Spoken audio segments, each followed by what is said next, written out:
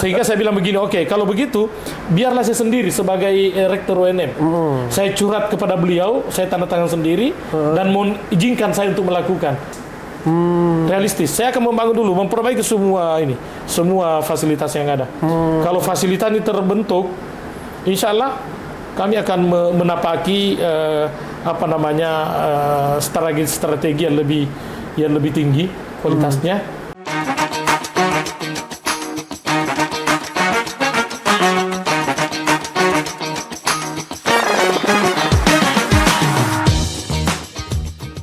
Oke, selamat siang. Assalamualaikum warahmatullahi wabarakatuh.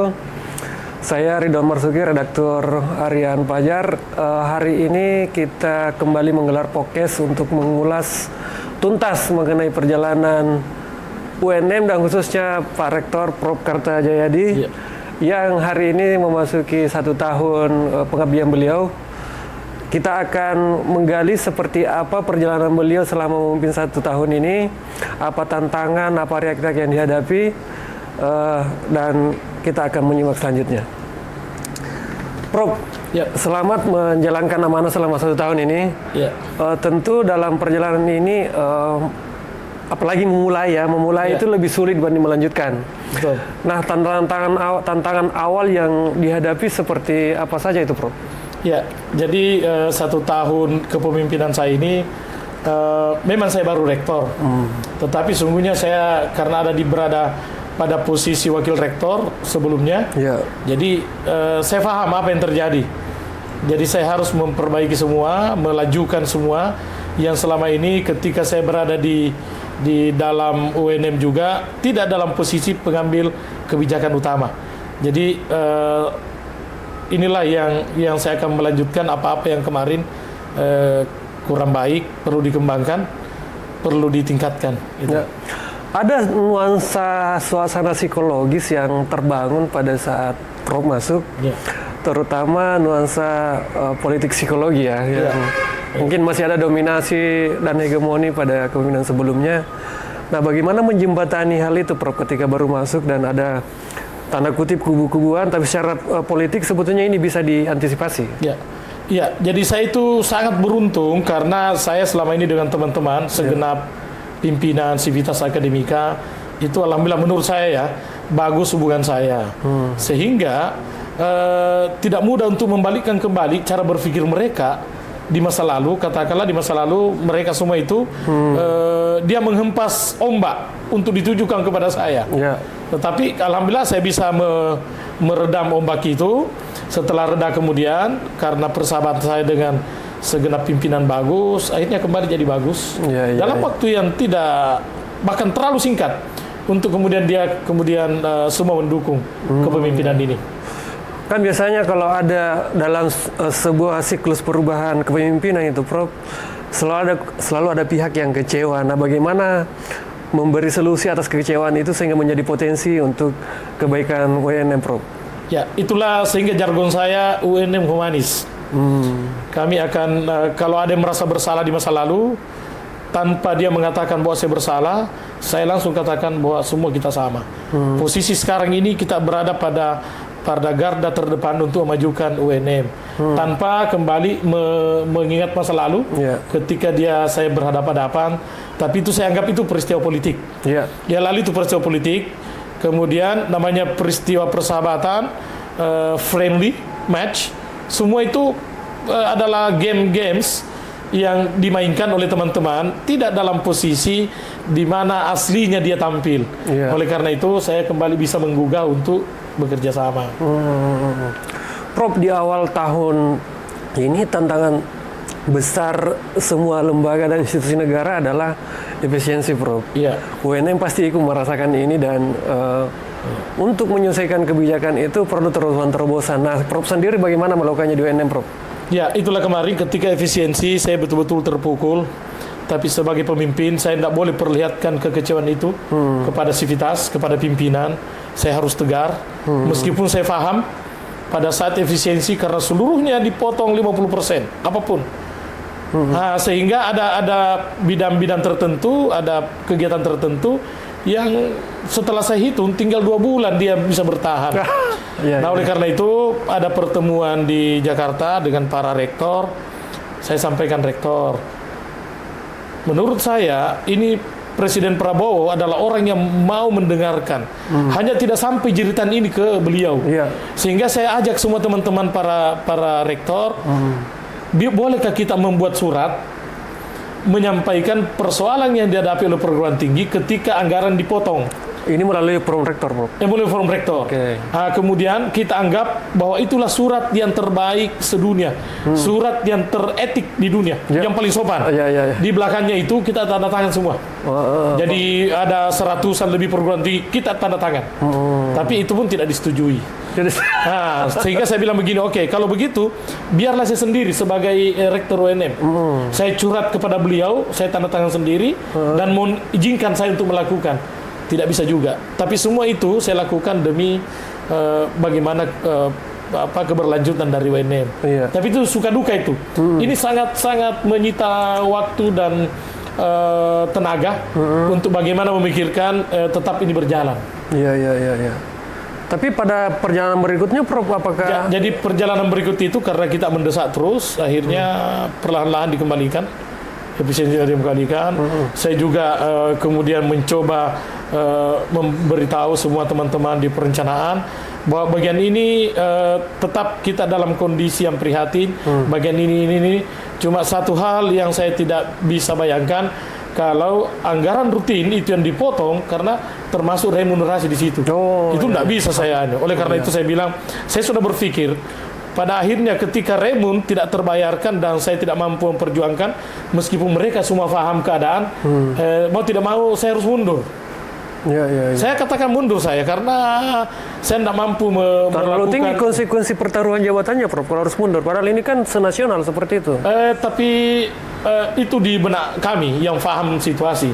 Kan tidak semua. Maksud saya mau perlihatkan tanggung jawab bahwa kami sudah berusaha, semua ini dipotong oleh keadaan, karena saya juga bagian dari itu. Oleh karena itu strategi saya adalah menyampaikan ke teman-teman perlahan-lahan, sambil berdoa, sambil koordinasi dengan kementerian, mudah-mudahan tidak. Ya Alhamdulillah dalam 1 bulan 2 bulan, Alhamdulillah kembali Prof, ya. Saya sangat kecewa karena banyak kegiatan yang tidak bisa dilakukan. Terus tadi saya lihat sampai pakai lip pun harus berhati-hati karena ada yang sempat tadi mau lewat tangga, Prof, karena ini efisiensi benar-benar di UNM. Nah, berarti ada penjabaran yang lebih teknis sampai ke tingkat sangat teknis, Prof, ya. Seandainya pada masa-masa efisiensi itu, maka Bapak itu antara meraba-raba dan mencermati gimana jalan. Kami gelap di sini, Pak. Gelap di sini. Sampai matikan lampu, Prof. Matikan lampu. Kita matikan lampu, itu lift hanya satu yang berjalan. Pokoknya semua yang bisa diefisiensikan. Di gedung ini kalau malam menyala, tapi selama efisiensi tidak ada yang berjalan. Jadi di depan ini, Pak, semua gedung-gedung, semua ruangan yang tidak banyak orang matikan, remang-remang semuanya. Efisiensinya sangat radikal, Prof. Sangat radikal, tetapi alhamdulillah janji Pak Prabowo luar biasa. Dia bilang ini hanya untuk sementara, kembali lagi semua. Dan saya kembali katakan, anak-anak ini sekarang ini, Pak, pada ruang-ruang tertentu dia masih matikan lampu. Saya bilang enggak, nyalakan semua lampu demi kenyamanan. Demi kenyamanan. Gitu. Nah, ini agak seru sini, Prof. Di 1 tahun terakhir ini, apa yang mengalami perubahan dari sisi kebijakan dan mendorong utamanya dari sisi SDM dan mahasiswa? Apakah ada kebijakan khusus terkait dengan fakultas, jurusan, prodi? Kemudian bagaimana mendorong akselerasi mahasiswa terutama dalam penguasaan kompetensi sesuai jurusan masing-masing? Dan bagaimana mendorong kemampuan para SDM ini sehingga tidak tertinggal zaman oleh perubahan teknologi, Prof? Ya, jadi memang pengembangan SDM termasuk di dalamnya bagaimana kualitas mahasiswa, memang itu yang menjadi salah satu tumpuan kami, salah satu program unggulan kami untuk bagaimana dosen-dosen ini bisa terstandarisasi sebagaimana yang ada di perguruan tinggi lain. Oleh karena itu kami selalu menyiapkan sarana prasarana yang terkait dengan bagaimana mereka bisa teraktualisasi dan beraktualisasi di luar, mengembangkan potensi diri, sehingga itu bagian dari program. Jadi saya sampaikan kepada seluruh dosen seluruh mahasiswa, silakan yang kita bisa capai kita ambil. Tetapi kalau itu adalah keinginan-keinginan yang tidak berbasis langsung pada pengembangan diri, kita coba redam dulu. Jadi kurang-kurangi dulu. Tapi yang langsung berkaitan dengan itu, enggak, harus dilakukan. Bagaimana dengan peluang sekolah bagi mereka yang baru S2, Prof? Alhamdulillah kami di sini, Pak, ya. Jadi kira-kira guru besarnya itu sudah mencapai hampir 20%. Oh. Ada 18% guru besar, kemudian S3 itu sudah 85%. Oh, artinya sisa, S2 ini yang baru-baru aja ini. ya, jadi sisa 15% Iya, 15%. ya. Ya. Tapi kan demi melejitkan prestasi kampus biasanya diukur juga dengan sumber daya dan jenjang pendidikan. Betul. Tenaga pendidiknya, Ya. Prof. Betul. Nah, mungkin nanti ada kebijakan dari rektorat khususnya ketika ada peluang-peluang beasiswa ya ambil aja gitu, Prof. Kami hanya mendukung secara administratif. Karena program kami yang lebih penting dengan melihat komposisi yang ada, hampir 85% itu sudah doktor. Jadi kita lari ke anaknya. Jadi kami di UNM ini masih mensubsidi anak-anak dosen dan pegawai. Oh, masih 50%. ada kebijakan begitu, Prof? Ada kebijakan dari sudah lama, Pak. Sejak periode kepemimpinan masa lalu, saya sampaikan kita beralih ke anaknya untuk memberikan kesejahteraan kepada dosen. Jadi berlanjut sampai sekarang, Prof? Sampai sekarang 50%. Dari setiap anaknya masuk sini, kalau ada UKT-nya itu 50%. Ada data kisaran berapa mereka ini, Prof, yang mendapat beasiswa untuk keluarga? Berfluktuasi, Pak. Tetapi rata-rata subsidi itu sampai 12 miliar kalau nilainya. 12 miliar? 10 sampai 12 miliar per semester. Itu untuk seluruh? Untuk seluruh yang subsidi anak dosen dan anak pegawai. Pegawai tetap dan anak dosen. Besar juga, Prof, ya? Ya, besar juga, Pak. Besar juga, lumayan. Karena kan setiap semester harus disubsidi. Terus masuk ke persaingan global, Prof. Apakah UNM telah membangun konsolidasi untuk menghadapi globalisasi yang semakin menguat ini, dan bagaimana persiapan kelas-kelas di kalangan jurusan ini untuk menyikapi atau menghadapi itu, Prof?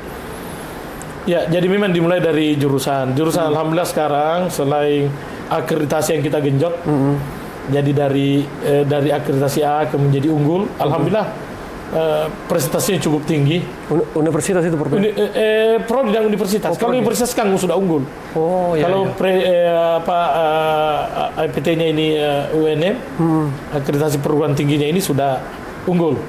Nah, sekarang di prodi itu beberapa diajukan dan beberapa sudah mendapatkan akreditasi internasional. Jadi, namun demikian untuk itu hanya sistem yang kita bangun sebagai dasar.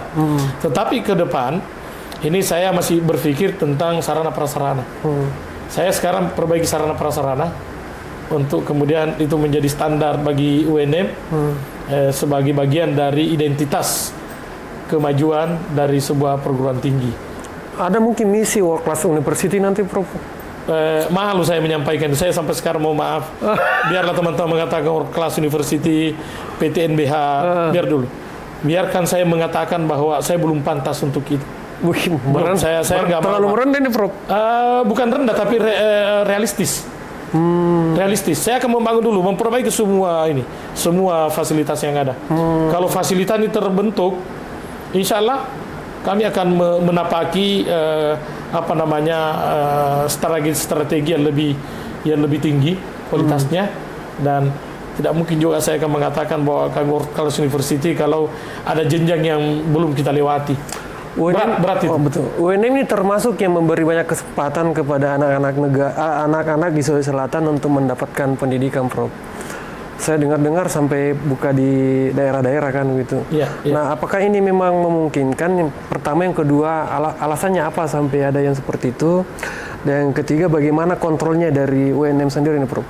Ya, jadi memang ada jalur tertentu kan sekarang kita ada jalur SNBP, basis prestasi, mulai jalur prestasi, kemudian SMBT, basis tulis, kemudian ada jalur mandiri.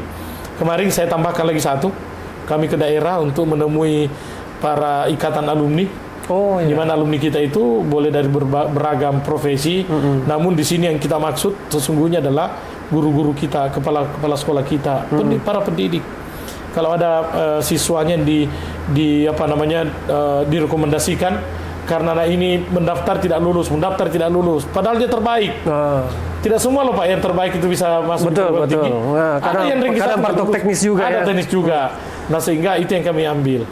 Anak-anak yang berprestasi. Berarti rekomendasi dari alumni IKIP dulu, Alumni, Prof. IKA, secara formal. Oh iya. Harus ada di situ, ada rekomendasi. Kemudian kami mencoba mengambil itu karena kami percaya bahwa orang-orang dari daerah itu punya kemampuan yang sama, meskipun mungkin sarana prasarana di masing-masing tempat berbeda. Iya, iya. Tapi kami konsen ke arah situ untuk bagaimana mengangkat kemurnian daripada keinginan anak-anak daerah yang notabene cerdas dan punya potensi, meskipun dia dalam keterbatasan ekonomi. Setahu saya UNM punya salah satu kelas di Parepare, Prof. Banyak yang menyambut hal itu positif karena memberi akses yang lebih dekat kepada mahasiswa ketimbang harus bertumpuk di Makassar yang sangat sentralistik ini. Nah, apakah ada perubahan kebijakan terkait itu, Prof? Kami masih di Parepare itu hampir semua fakultas ada satu prodi di dalamnya. Hampir semua. Jadi ada banyak Pak di sana. Di Parepare itu ada kedokteran, kemudian ada masing-masing satu program studi unggulan yang disiapkan untuk mereka yang dari Pinran, dari Sidrap sekitar sana, dan fasilitasnya sama dengan kita di sini. Artinya baru di Parepare ini yang Parepare yang multi prodi. Ada juga di Bone kami punya kampus. Bone. Tapi di Bone hanya PGSD. Pendidikan guru sekolah dasar. Dan terakhir, Prof, saya lihat Ketakalar itu urusan apa, Prof? Kalau Ketakalar kemarin itu karena itu adalah tantangan dari Kementerian Pendidikan bahwa kita sudah saatnya harus mampu bersinergi dengan pemerintah daerah supaya nanti suatu saat pemerintah daerah juga bisa memberikan dukungan yang tinggi terhadap keberadaan warganya yang ada di perguruan tinggi. Misalnya pemberian beasiswa KIPKA, Kartu Indonesia Pintar dari Kabupaten Takalar, dari Provinsi Selatan gitu. Jadi harus ada Pak sinergi untuk itu. Betul. Ya. Nah, terus kalau kebijakan digitalisasi di kampus seperti apa sudah implementasinya, Prof, sekarang? Kalau digitalisasi tidak boleh ditawar Pak. Harus, nggak bisa. Jadi semua kita sudah digitalisasi. Jadi di dalam pendaftaran wisuda, di dalam pendaftaran KRS-an, pemberian nilai, konsultasi, semua sudah digitalisasi. Termasuk di ijazah itu kami sudah juga ini. Kecuali kalau surat menyurat keseharian, kan harus saya baca dulu, harus saya cermati. Telah dulu, tidak boleh tiba-tiba apa. Oleh karena itu kalau digitalisasi tidak boleh. Jadi apa yang perguruan tinggi lakukan, kami juga harus mencapai itu. Nah, ini kaki sedang berada pada pasti melangkah ini, Prof. Mungkin akan semakin berlari ke depan. Nah, kira-kira apa yang akan menjadi target yang lebih ambisius, realistis, dan paling memungkinkan untuk dilakukan dalam waktu dekat, Prof? Dalam masa jabatan Prof ini sebagai Rektor UNM. Jadi dalam masa jabatan saya mau tinggalkan ini kampus dalam keadaan standar internasional. Iya. Dari segi sarana prasarana, Pak. Sarana, oke. Karena kalau orang bisa saja saya sekolahkan, tapi belum tentu dia bisa mengambil secara maksimal dari keilmuan itu. Tapi semua, misalnya ruang kelas tadi. Ini target kami di tahun 2025 ini 200 kelas. Tambahan. Memperbaiki, standarisasi. Standarisasi kayak gini model jadi. Iya. Standar itu. Jadi saya bilang kalau tidak bisa dingin, jangan panas.